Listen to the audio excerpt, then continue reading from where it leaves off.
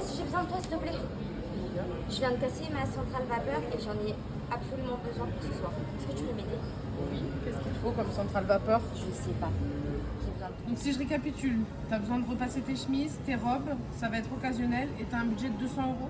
Oui, tu crois que ça peut le faire?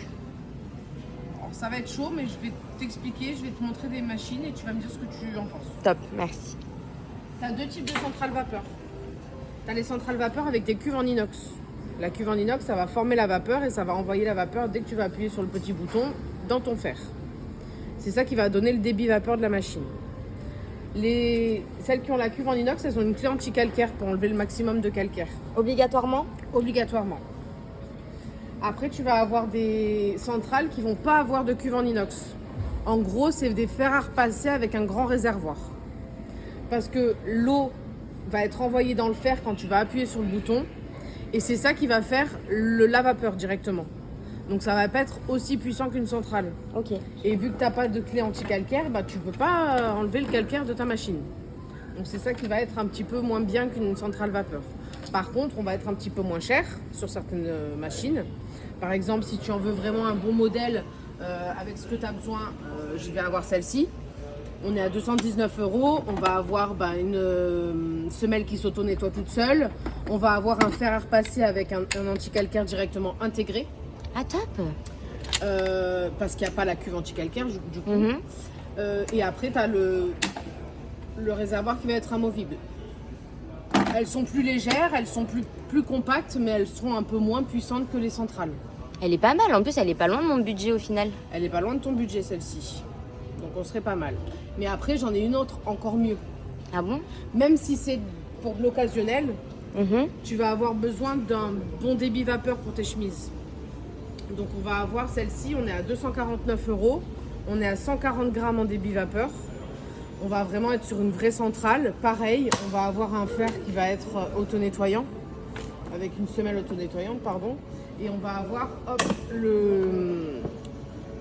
Le réservoir qui est aussi amovible. exactement. Ok, top. Donc ça permet de ne pas laisser le calcaire stagner des jours et des jours si tu n'as pas fini avec ton réservoir. Donc ça, c'est le top. Pour moi, franchement, je prendrais celle-ci. En rapport qualité-prix, on est vraiment sur une machine qui va être très bien. Tu me conseilles celle-là? Oui, après, elle dépasse, mais de pas beaucoup en soi. Ouais, on peut faire en 3 fois si tu veux. En 3 fois? Ouais, pas mal, faudrait qu'on voit. On fait une simulation.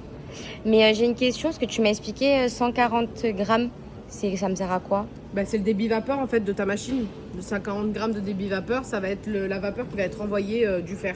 Ok, Donc 140 grammes pour ce que tu as à faire, c'est vraiment ça passe bien. très suffisant. Ok, nickel. Bon, bah merci, je pars sur elle. Merci beaucoup. Attends. Quoi? Parce qu'une centrale vapeur, ça va s'entretenir. Ah, mais je m'y connais pas que tu sur partes ça. toute seule. Eh oui.